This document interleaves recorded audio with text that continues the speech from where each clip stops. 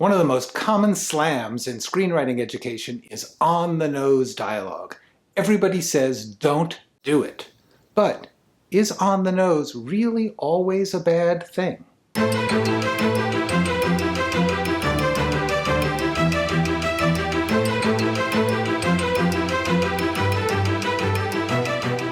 First of all, what is on-the-nose dialogue? Characters saying exactly what they mean, and dialogue that directly conveys information. Now, perhaps unsurprisingly, I am going to argue that those are not inherently bad things. Let's look a little closer. Why is on-the-nose dialogue bad? The main reasons I hear are it's boring, or it's flat, or it states the obvious. But that's just bad dialogue. You can say exactly what you mean and be interesting, or funny, or unexpected, or emotional. So I'm not convinced yet. A more legit problem is it makes the audience passive. In a good screen story, the audience is working. They're putting things together for themselves, and on-the-nose dialogue can just spoon-feed them, which is not a good thing. But sometimes you do want to give them the pieces that they're going to put together for themselves in a nice, direct way, and then they do the work. And honestly, sometimes your on-the-nose dialogue can be a gift, a reward at the end of a dramatic process, or a key that opens up the whole movie. Some of the most famous lines in cinema history, the ones that people love and quote, those zingers that perfectly phrase or summarize a moment or a story, those can be on the nose. Frankly, my dear, I don't give a damn. I see dead people. Mrs. Robinson, you're trying to seduce me? The whole "I could have been a contender" speech. Those people are saying exactly what they mean. In Jaws, they actually do need a bigger boat. And a final common criticism of on the nose is people don't talk like that. But people don't talk like Shakespeare either, and you don't see any teachers giving him a hard time. Writing for screens, even in a series, requires unnatural compression. A lot of the art of dialogue is giving this highly artificial form the illusion of living speech, not actually reproducing the real thing. I think the big takeaway here is bad on-the-nose sucks, but on-the-nose dialogue is a powerful screenwriting tool. So let's take a look at how to make on-the-nose dialogue work.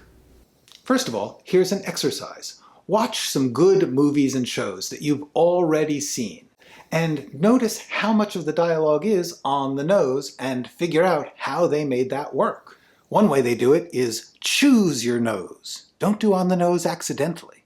Good on-the-nose dialogue should show that you're making a choice. You know what's important at this moment and you are making it clear. And that means you have to know the nose. When people throw shade at on the nose, they always say, there's no subtext. Subtext is the opposite of on the nose. It's when people deliberately don't say what they mean. And subtext is great. But to do it, you have to be very clear on what it is you're not saying, so you kind of need to know the nose to do subtext. And then make sure you have not too much nose. It's actually a powerful device. Use it sparingly. Save it for when you need it. Make the nose worthy. The bad version happens when you're on the nose about something that doesn't matter. Your on-the-nose line should be a gem, a revelation. Your character should care about the nose. Not only should it matter to the story, but the character should have a really strong feeling or reason to be so blunt. Which is also a way of saying, make the nose dramatic. Make it an action by a character who's trying to get something or make something happen, not an announcement from the author. And style your nose. An honest or direct line can still have style. It can still be in a voice. Okay, I don't usually give examples from movies, but in this case there is a speech that is a perfect example of everything I'm talking about. In Butch Cassidy and the Sundance Kid, which is a masterpiece of subtext, there's a moment when they go talk to their friend Sheriff Ray Bledsoe, and he bursts out in this speech that ends, "Your time is over and you're gonna die bloody, and all you can do is choose where." This is an extraordinary scene, and it's completely on the nose. But that's a brilliant choice, because it's shocking that this guy is plainly telling an unpleasant truth. It's emotionally motivated. And it's important. This truth that he speaks so plainly is actually the truth of the whole movie, and the audience needs a hint that this is coming. And the language is rich and natural and in character while being completely artificial and on the nose. So the big picture here is don't be afraid of the nose. On-the-nose dialogue is a tool. Know how it works. Know when to use it and when not to. All right, that's enough for now.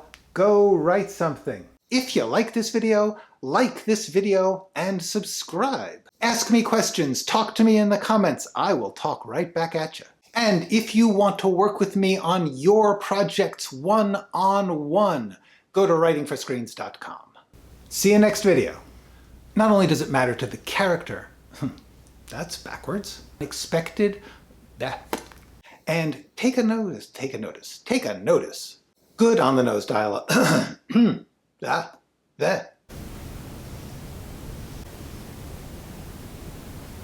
First of all,